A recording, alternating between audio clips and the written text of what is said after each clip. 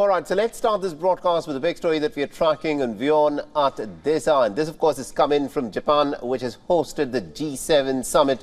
And India's Prime Minister, of course, took part in a series of diplomatic meetings and bilateral talks in Hiroshima. Now, the Indian leader met with the Ukrainian President Volodymyr Zelensky as the latter has made an appearance at the summit. And this, of course, the first instance of the two leaders meeting since the Russia-Ukraine war broke out. Now, Prime Minister Modi also emphasized on India's efforts to do everything that it can to help Ukraine.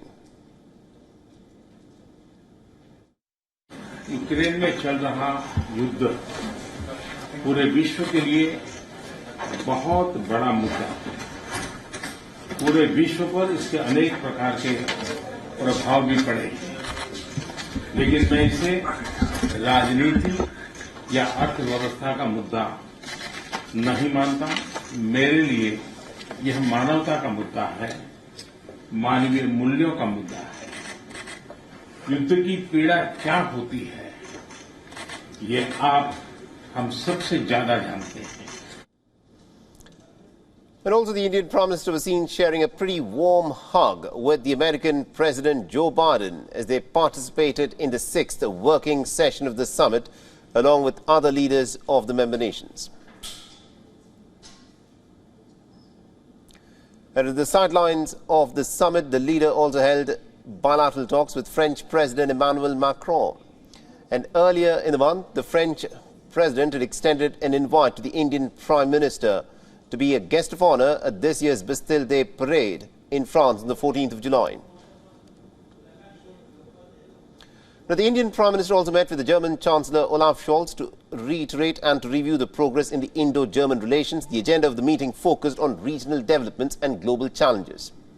India, remember, is attending the G7 summit in Hiroshima as a guest member of the bloc. And the Japanese Prime Minister Fumio Kishida had invited the Indian Prime Minister as a step further in the direction of actively engaging with the global south.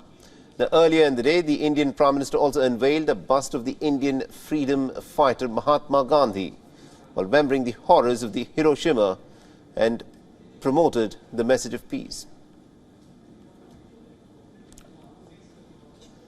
And also our principal diplomatic correspondent Siddhant Sibil has been tracking the story very closely for us and has sent us this report from Hiroshima. Listen in.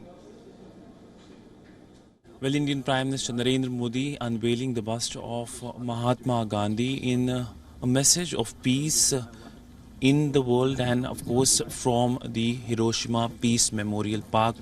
We know that this memorial park has been historic location. Essentially, this was the location where the atomic bomb fell, and this was before 1945, the political heart of this city. But today, the focus from the Indian side is the peace message which is being sent by the inauguration of the bust of Mahatma Gandhi.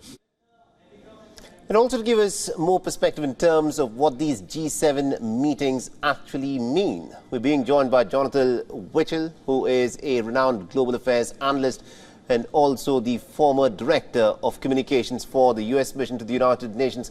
Mr. Wichel, thank you very much indeed for joining us here on WION. And let me begin by asking you this. Now, the G7 summit, of course, witnessed the leaders of the big 7 nations, of course, meeting and discussing a whole host of different issues. And the key amongst them was, of course, the Russian war in Ukraine. And what is also interesting is that Volodymyr Zelensky also was present in Hiroshima. Give us a sense of what's been achieved, firstly, by the optics of Zelensky at the G7. For Zelensky, it's, of course, an opportunity to show his importance as a world leader and obviously to promote his particular position on the war with Russia. So absolutely fundamental for him. And from a Western perspective, obviously, an optic and message that goes back to Moscow that the G7 is strong and firm in a position of solidarity in trying to lend some support to Zelensky and the Ukrainian cause and try to put an end to Russia's invasion of the country. So a very important meeting, very important that actually Prime Minister Modi and other huge world powers and democratic nations are in attendance of the G7 summit. so that their perspectives are also taken into account here, especially given India's close relationship with Russia and the importance of India playing a constructive role in trying to bring an end to the conflict. Absolutely, indeed. Now, Mr. Wachter, I want you to weigh in a bit about, efforts that are being made to try and bring an end to this bruising war that is now dragged on for about 15 odd months now. Now, I want you to tell us a bit about what the West is trying to do to try and end this war, because this G7 summit has happened just after the United States has given a green signal for F-16 fighter jets to now be sent to Ukraine. Is this likely to more escalate this conflict, or do you think this could bring down the temperature there?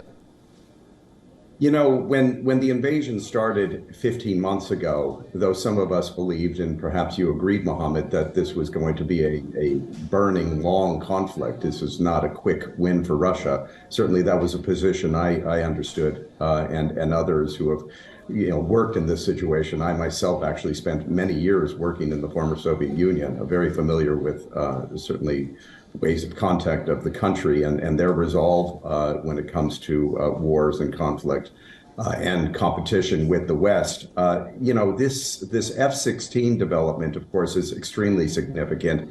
As the war evolves and the calculus around the war and what can be done without bringing on the frightening prospect of a unleashing of a nuclear weapon in this conflict, it's been a very delicate balance and dance, certainly for NATO, for Western countries, those nations that support Ukraine, but want to make sure that it's not a direct conflict that they're having with Russia itself. So the F-16 development, of course, brings things up to a new level. The position really, to get those Ukrainian pilots trained on F-16s and to get those F-16s in circulation within Ukraine is going to take quite some time. So the position that we're hearing really is one of maintaining peace and security after the conflict would be resolved, rather than these fighter jets actually participating in direct conflict with the Russian military. Very interesting. My final question to you, Mr. Wachter, is this. Now, there is a lot of talk which states that probably the West is going to wait and watch to see as to what the result of this Ukrainian counter-offensive is likely to be over the course of the next few weeks. And on basis of that, it may nudge Kiev to sit down for a negotiated settlement. Is that what the Western strategy at this moment is? Look, the hope for any strategy in war, especially if a nation is supportive of another nation in that conflict, is for the nation directly involved in the conflict to become powerful enough or have a position of gains on the battlefront to enable them to have a stronger position to negotiate for peace. That certainly is the desire of the United States and NATO, that Moscow would pay attention to any gains that Ukraine made and then sue for peace. That's what's been wanted all along. Unfortunately, the resolve coming from the Kremlin has been such to just keep this war going and grind down the resolve of the Ukrainians and NATO support of the Ukrainian military. So Bakhmut is extremely important. What happens there is extremely important. And we're seeing that, as they say, that old adage that the first casualty of war is the truth.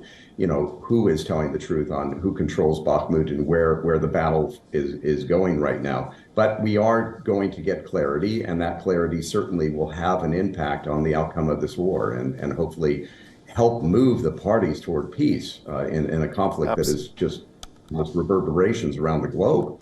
Absolutely, indeed. Mr. Jonathan Wachter, thank you very much indeed for joining us and getting us all those insights there, sir. WION is now available in your country. Download the app now and get all the news on the move.